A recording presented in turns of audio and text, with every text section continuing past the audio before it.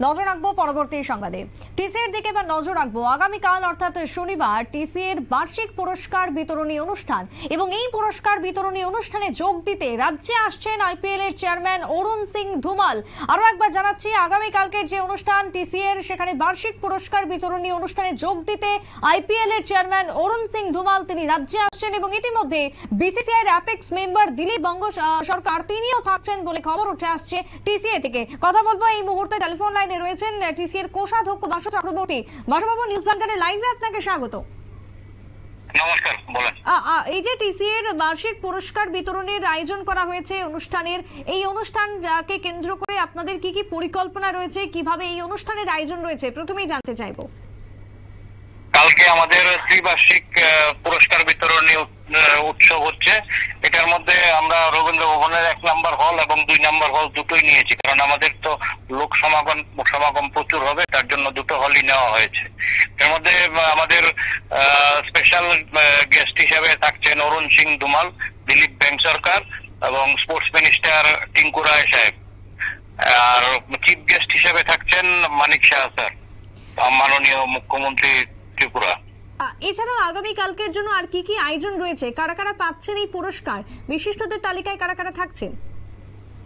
পুরস্কার আমরা best organiser দিচ্ছি, বেস্ট কোচ পাচ্ছে, তারপর ইয়ার অফ দ্য প্লেয়ার পাচ্ছে মেল ফিমেল, তারপর চ্যাম্পিয়ন, রানার্স।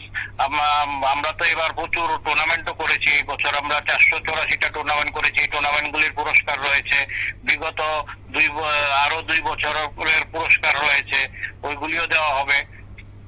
কোভিডের সময়, কোভিডের পর থেকে আর পুরস্কার বিতরণী হয়নি, কোভিডের পরে এই প্রথম পুরস্কার বিতরণী হচ্ছে। মোটামুটি আমাদের 300 পুরস্কার দিতে হবে স্টেজে। বাসুবাবু, এই যে টিসিএর বর্তমানে যে অনুষ্ঠান অর্থাৎ ত্রিবার্ষিক পুরস্কার বিতরণীর যে আয়োজন রয়েছে, এর আগে কি এতটা বড় করে কখনো আয়োজন হতো পুরস্কার বিতরণীতে?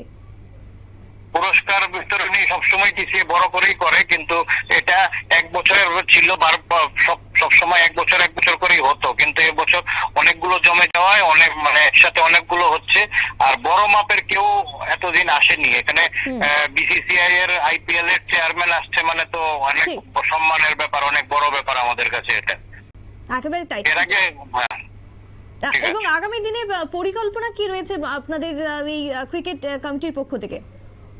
বুঝতে পারিনি কথাটা, আরেকবার বলুন। আগামী দিনে পরিকল্পনা কি রয়েছে টিসিএর ক্ষেত্রে? আগামী দিনে অনেক পরিকল্পনা রয়েছে, যেমন ধর্মনগর, কমলপুরে আমরা হোস্টেল তৈরির জন্য কাজ শুরু করে দিয়েছি। মোটামুটি ড্রয়িং হচ্ছে, যেখানে 60 সিটের হোস্টেল হবে, জিম থাকবে, মিনি একাডেমি টাইপ হবে ওখানে। উদয়পুরেও একটা করার পরিকল্পনা রয়েছে।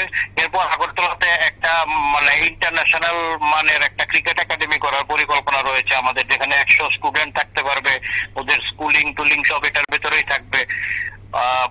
20-25টা ক্রিকেট পিচ থাকবে, জিম থাকবে, সব থাকবে এটার ভেতরে। একেবারে তাই। অনেক ধন্যবাদ আপনাকে বাসুবাবু টেলিফোন লাইনে থাকার জন্য। ধন্যবাদ। কথা বলছিলাম টিসিএর পক্ষ থেকে ছিলেন ইতিমধ্যে কোষাধ্যক্ষ বাসু চক্রবর্তী। তবে আগামীকালকে যে অনুষ্ঠান, সেটা যে অনুষ্ঠানের আয়োজন করা হতে চলেছে, সেই অনুষ্ঠানে উপস্থিত থাকবেন আইপিএল এর চেয়ারম্যান এবং বিসিসিআই এর অ্যাপেক্স মেম্বার দিলীপ ব্যাংক সরকার, তিনিও উপস্থিত থাকবেন। সব মিলিয়ে বলা যায় আগামীকালকের অনুষ্ঠান যথেষ্ট জমজমাট হতে চলেছে, এবং এই অনুষ্ঠানে একাধিক পুরস্কারের আয়োজন করা হয়েছে, যেখানে এবারে ত্রিবার্ষিক পুরস্কার বিতরণী অনুষ্ঠানকে কেন্দ্র করে টিসিএর অন্দরে এই মুহূর্তে সাজো সাজো রব। ছোট্ট একটা বিরতির পর ফিরবো, সঙ্গে থাকুন।